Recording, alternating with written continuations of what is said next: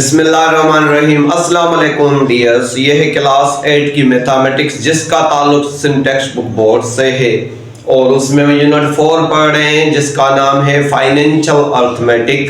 और उसमें एक्सरसाइज 4.2 में जो आज क्वेश्चन नंबर 7 दिया हुआ है जस्ट उसको सॉल्व करेंगे। सो अपनी वीडियो शुरू करने से पहले मैं आप सभी से रिक्वेस्ट करता हूं, अगर आप मेरे चैनल पर न्यू है तो प्लीज सब्सक्राइब कर दें मेरे चैनल को। सो डियर्स, आइए सीखने की कोशिश करते हैं। यहाँ पर ये देख सकते हैं आपके अकरम लेफ्ट वेल्थ ऑफ रुपीज, यहाँ पर दिया हुआ 15,20,000।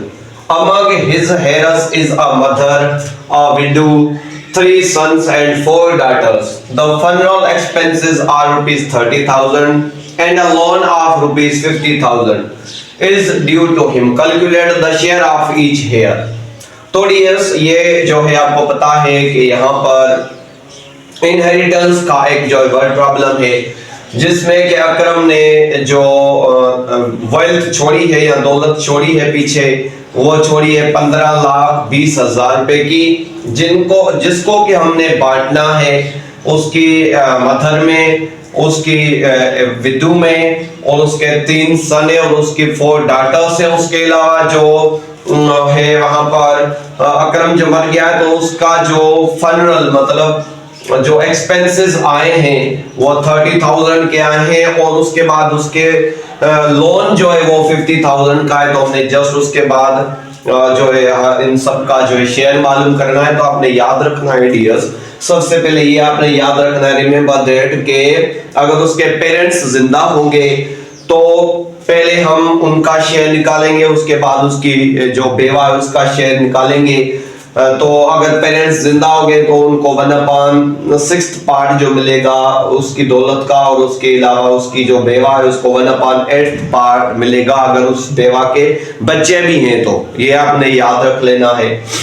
तो पेरेंट्स को मिल जाएगा अगर जिंदा है तो 1/6 पार्ट, और उसकी जो बेवा है उसके बच्चे होंगे तो उसको 1/8 पार्ट मिलेगा। लेकिन आपने याद रखना है अगर वो मरहूम पे अगर कोई कर्जा होगा या उसके अलावा उसका जो कफन दफन के पे जो खर्चा आएगा, पहले हम इन पैसों में से उसका लोन जो है वो भी सब्ट्रैक्ट कर देंगे और उसके अलावा उसका जो फनरल एक्सपेंसेस है, कफन दफन पे जो खर्चा आया उसको भी हमने माइनस कर देना है।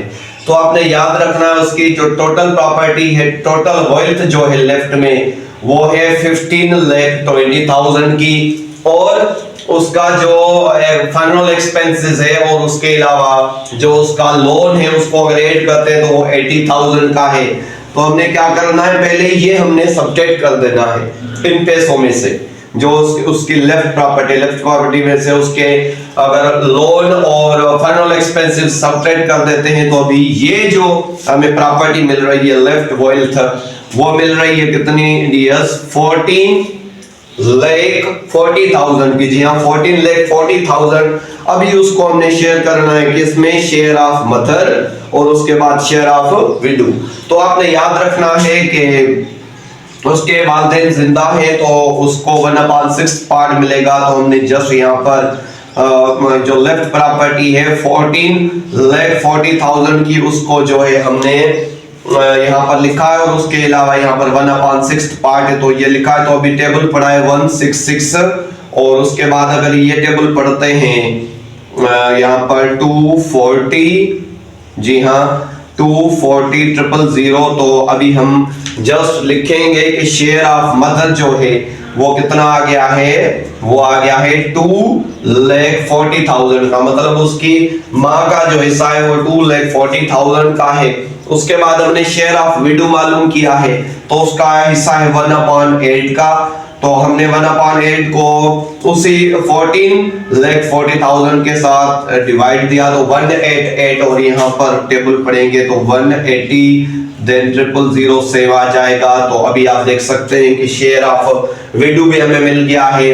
तो उसके बाद हमने क्या करना है डियर्स, जो आप यहाँ पर देख सकते हैं यहाँ पर लेफ्ट जो पैसे थे 14,40,000 में से उसकी माँ का जो शेयर और उसकी बेवा का जो शेयर उसको हमने यहाँ पर सब्ट्रैक्ट कर दिया है। तो अभी हमें लेफ्ट में ये पैसे मिल रहे हैं 10,20,000। अभी इनको हमने जो है यहाँ पर देखे आप, उसके 3 सन्स और उसके बाद उसकी 4 डॉटर, उसमें बांटना है। तो हमने क्या किया, आपने याद रखना है कि 3 बेटे हैं, तो 3 बेटों का जो है डबल शेयर हो जाएगा। एक बेटे का 2 शेयर है, दूसरे बेटे का भी 2 शेयर होगा, तीसरे बेटे का भी 2 शेयर होगा। तो टोटल 3 बेटे, उनका डबल शेयर जो वो 6 का हो जाएगा। और उसकी 4 डॉटर्स हैं, तो उनको एक एक हिस्सा मिलेगा। तो 3 बेटे, उनका डबल शेयर, तो 6 ये और 4 बेटियां हैं, तो टोटल कितने हो गए 10। तो हमने यहाँ पर अभी क्या करना है, शेयर ऑफ ईच डॉटर मालूम करना है। तो उसके लिए हमने क्या करना है, सम ऑफ रेशियोज जो है वो नीचे लिख देना है। और एक बेटी का शेयर अभी मालूम करना, तो एक ऊपर लिखना है और मल्टीप्लाई करना है यहाँ पर जो यहाँ पर पैसे हमें मिल गए थे 10,20,000 उनके साथ। तो यहाँ पर हम अगर टेबल पढ़ते तो 1 10 10, तो यहाँ पर यही हमें मिल जाएगा। तो आप देख सकते हैं कि यहाँ पर मैंने लिखा है share of each daughter. Share of each daughter कितना आ रहा है डियर्स, आपको बताता चलूं कि यहाँ पर जो आ रहा है उनका शेयर, तो 1,00,000 और 2,000 का। जी हाँ, एक बेटी को 1,02,000 मिलेंगे। तो अभी हमने जस्ट यहाँ पर मालूम करना है शेयर ऑफ ईच सन। तो अगर एक बेटी को देखें डियर्स, एक बेटी को यहाँ पर मिल रहे हैं 1,02,000 रुपए, तो अभी हमने जस्ट क्या करना है, इसको डबल कर देना है, क्योंकि बेटे को बेटी से डबल मिलना चाहिए। तो हम यहाँ पर लिखेंगे 102,000 और उसको जो है डबल के साथ मल्टीप्लाई देना है। एक बेटे का डबल शेयर मालूम करना है, तो 2 के साथ मल्टीप्लाई देंगे। तो 200,200,200,224,200,122। अभी आप देख सकते हैं डियर्स कि यहाँ पर एक बेटी को अगर 1,02,000 रुपए मिल रहे हैं, तो उसके बेटे को 2,04,000 रुपए मिल रहे हैं। मतलब बेटी से उसका एक बेटे का जो है डबल शेयर हो रहा है। तो यहाँ पर आप देखें एक बेटी का शेयर कितना है 1,02,000 रुपए और उसके बेटे का डबल हो जाएगा 2,04,000 रुपए। तो आई होप डियर्स आपको बहुत अच्छे से समझ में आ गया होगा।